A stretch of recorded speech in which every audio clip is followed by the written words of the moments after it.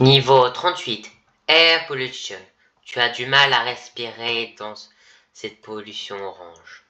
Le niveau 38, fréquemment appelé The Polluted Orange ou Air Pollution, est un niveau dangereux pour l'environnement, notamment pour sa qualité de l'air écrasante. Description. Le niveau 38 est une ville infinie, enclavée, composée de bâtiments résidentiels, de places ouvertes et de cheminées en briques. La structure du niveau semble être un mélange d'architecture mexicaine, omanaise et turcaine, avec des structures blanches et anguleuses finement recouvertes d'or et d'argent. Un aspect notable du niveau 38, qui devient évident dès l'entrée, est sa teinte orange écrasante et son odeur piquante et raréfiée, probablement à cause de la mauvaise qualité de l'air du niveau. L'absence du cycle jour-nuit discernable est également attribuée à l'abondance qui obscurcit toute lumière rentrante. Curieusement, on trouve des plantes dans de longs jardins de rochers bordant les sentiers, ainsi que des palmiers dans leurs jardins séparés. Bien que la majorité d'entre eux soient déracinés à cause de vents violents du niveau, en l'absence de pollinisateurs pour polliniser la flore, les plantes ne produisent et ne peuvent pas produire de nourriture à consommer. Comment certaines plantes parviennent-elles encore à persister à ces facteurs environnementaux reste incertain, bien qu'il soit suggéré que le niveau 38 n'a connu que récemment les conditions environnementales actuelles. Bien que cela se produise rarement, le sol du niveau 38 est quelque peu sujet à l'effondrement et peut le faire si une pression intense est exercée dessus.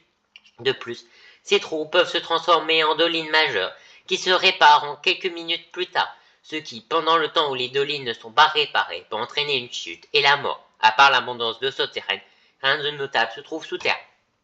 La majorité des bâtiments résidentiels sont accessibles car leurs portes ou fenêtres sont généralement déverrouillées. À l'intérieur des bâtiments résidentiels, on se retrouve face à un environnement exigu et claustrophobe, avec des meubles, objets et designs architecturaux placés de façon désordonnée, peu souciés de l'agencement ou de la commodité. Les objets au sol agissent particulièrement comme un risque de trébuchement ou de glissade, ce qui peut être fatal. De plus, l'intérieur des bâtiments n'est pas orange, contrairement à l'extérieur. Cependant, les mêmes facteurs, c'est-à-dire la visibilité, la température, l'humidité et la qualité de l'air depuis l'extérieur sont également présents ici, mais dans une mesure moins sévère. Bien que les infrastructures ne soient pas en mauvais état, les bâtiments peuvent être endommagés par endroits aléatoires avec des bosses, des trous, fissures et des plafonds laissant couler l'eau contaminée qui sont fréquents. L'intérieur est faiblement éclairé par des ampoules exposées qui peuvent parfois clignoter. Toucher les ampoules, qu'elles soient éteintes ou non, n'est pas conseillé, car cela pourrait facilement vous électrocuter. L'intérieur dégage une odeur distincte, décrite comme un mélange de poisson pourri et d'œufs. Cependant, même si l'odeur s'intensifie dans les cuisines et les buanderies, aucun objet spécifique ou aliment censé émettre cette odeur n'a été découvert. Les murs sont enduits d'une substance bordeaux séché, supposée être à l'origine de l'odeur du poisson pourri. Cela, en outre, conduit certains à croire qu'il s'agit de sang séché d'une forme de vie indéterminée. Aucun échantillon de ce mystérieux liquide ne peut être obtenu, car il semble désormais faire partie des murs sur lesquels il se trouve. Le noix de cajou est également dispersé par les robinets et les douches. Le mobilier agit de façon plutôt étrange, avec des gadgets électroniques affichant des écrans statiques, des radios diffusant une voix incompréhensible, des meubles qui chauffent ou des objets qui refroidissent, faisant ainsi l'inverse, et des ventilateurs dotés de lames acérées, blessant gravement quiconque les touche. Les escaliers ne mènent généralement pas à leur destination prévue, mais traversent plutôt les murs, jusqu'à la maison voisine. Bien que tous les foyers n'en aient pas un, les entités se manifestant comme objets du quotidien sont fréquents. Il faut donc être prudent quant à l'objet qu'on prévoit d'aborder. L'océan. En allant dans une certaine direction dans la ville, on rencontre un océan en grande partie calme, dépourvu de vie, s'étendant sur une durée indéfinie. Atteindre cette destination peut prendre du temps en raison de la répétitivité de la structure et de la disposition de la ville, ce qui déroute les explorateurs, et des boussoles qui ne fonctionnent pas correctement au niveau 38. Les rives du niveau 38 sont des plages rocheuses escarpées, jonchées de plastique, de matériel métallique fuyant et recouvertes d'une fine couche de sable. Ces polluants se trouvent dans l'océan. En conséquent, l'eau provenant de l'océan n'est pas sûre à consommer sans traitement.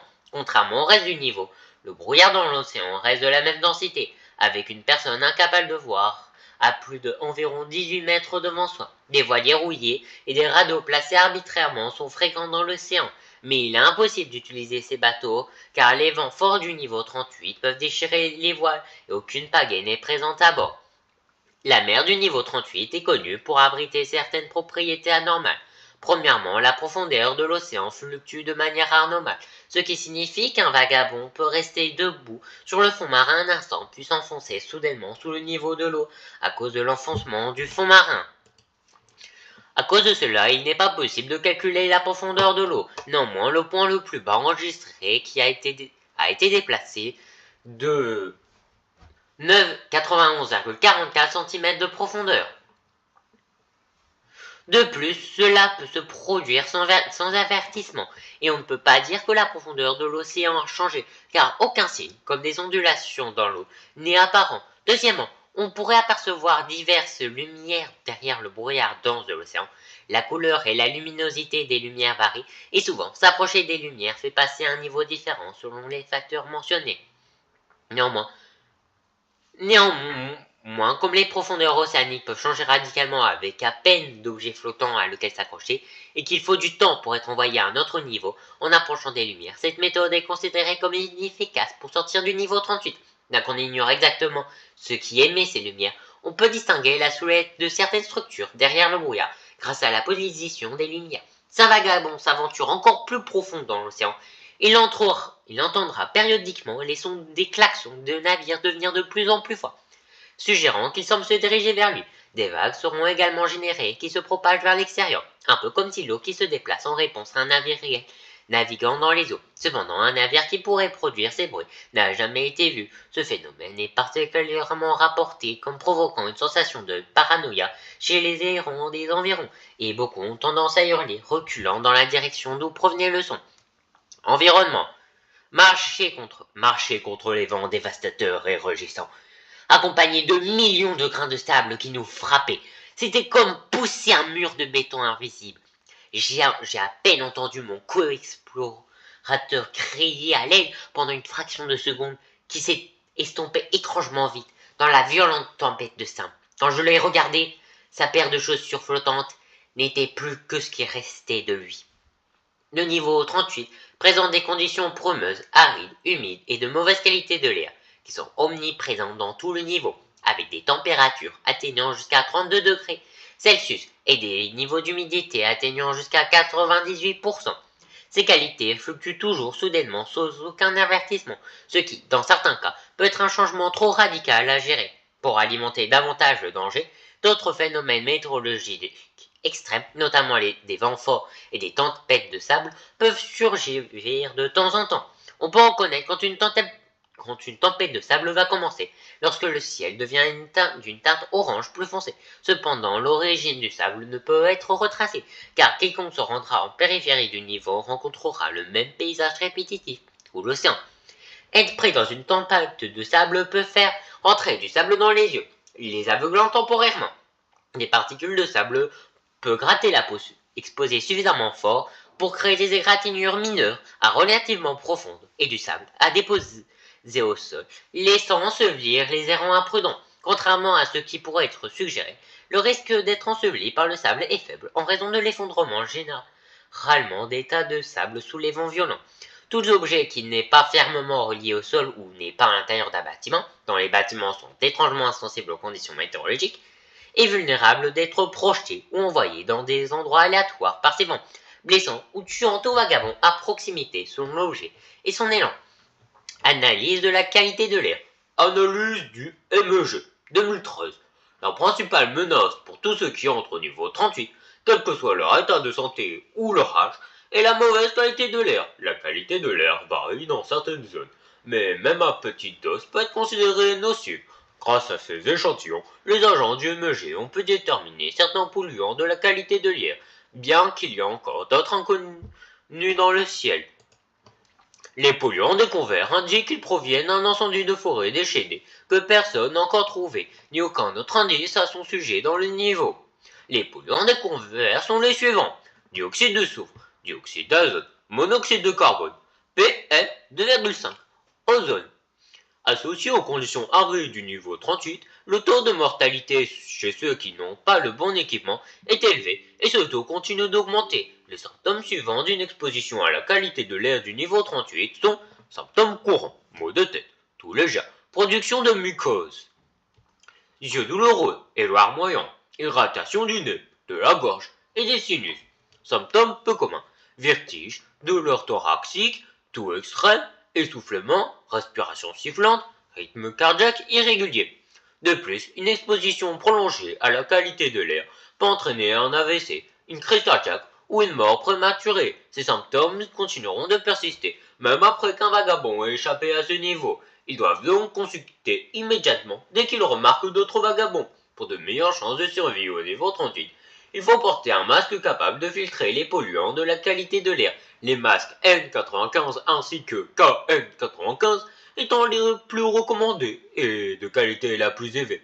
Si un voyageur ne possède pas de masque N95 ou KN95, des masques chirurgicaux ou écharpes placées sur le nez et la bouche sont de meilleures options suivantes. De plus, les lunettes, comme les lunettes de protection sont recommandées pour empêcher les particules d'entrer dans les yeux. Bien que la qualité de l'air soit légèrement meilleure, il est toujours déconseillé d'enlever toute protection contre la mauvaise qualité de l'air à l'intérieur, car les maisons ne disposent même pas de purificateurs d'air dans leur système de ventilation. Certains n'ont même pas de système de ventilation fonctionnel. Si l'on n'utilise aucune protection contre la qualité de l'air du niveau 38, il est strictement conseillé de ne jamais mettre les pieds dans le niveau, en aucune circonstance, car les symptômes apparaissent très probablement avant que les vagabonds ne puissent s'échapper. Entité. Des Windows occupent les foyers du niveau 38. Aucune entité potentiellement cachée à l'extérieur des maisons n'a été trouvée. Colonie et avant-poste. Bien que les voyageurs puissent se rencontrer au niveau 38, établir des colonies ou des avant-postes est impossible en raison de la nature du niveau 38. Entrée et sortie. Entrée. Passez par un passage qui brille orange au lieu de blanc au niveau 37. Ici, marchez à travers un brouillard orange qui peut apparaître à n'importe quel niveau, mais ici, entrez dans un bâtiment blanc abandonné et massif au niveau 81, 11 et nous clipper sans effort s'il sort du bâtiment, mais ici, no clip à un cadre de fenêtre ressemblant aux fenêtres des bâtiments du niveau 38 aux étages supérieurs du niveau 22, mais ici, voir un brouillard orange passe s'installer au niveau 7, ce qui, dans certaines conditions, transporte dans le niveau au niveau de l'océan de celui-ci, du niveau 37, 48, 38. Sortie. S'aventurer suffisamment profondément dans le niveau mènera au niveau 39. Deux sorties peuvent être effectuées en approchant des lumières spécifiques dans l'océan du niveau. Approcher des lumières bleues néon qui délimitent les montagnes russes peuvent vous mener au niveau 995. Fixer une grande lumière circulaire bleu foncé dans le ciel pendant quelques secondes vous permettra d'atteindre le niveau 306. Il y a plusieurs cas où des témoins ont aperçu des cargos délabrés naviguant à travers l'océan du niveau 38. Parvenir à atteindre l'un de ces porte-avions mènera le vagabond au niveau 17. Dans certaines conditions, errer peut faire évoluer les bâtiments du niveau en bâtiments du niveau 82. Continuer à errer, le paysage se déplacera au niveau 82. Trouver et inhaler une poudre incandescente suspendue dans l'air pollué mènera au niveau 166, bien que cela soit fortement déconseillé car la poudre s'est avérée être de l'amiante qui peut causer des dommages irréversibles aux poumons si elle est utilisée. S'évanouir à cause de la mauvaise qualité de l'air, notamment le dioxyde de soufre, présent dans ce niveau, offre une chance de se réveiller au niveau 127.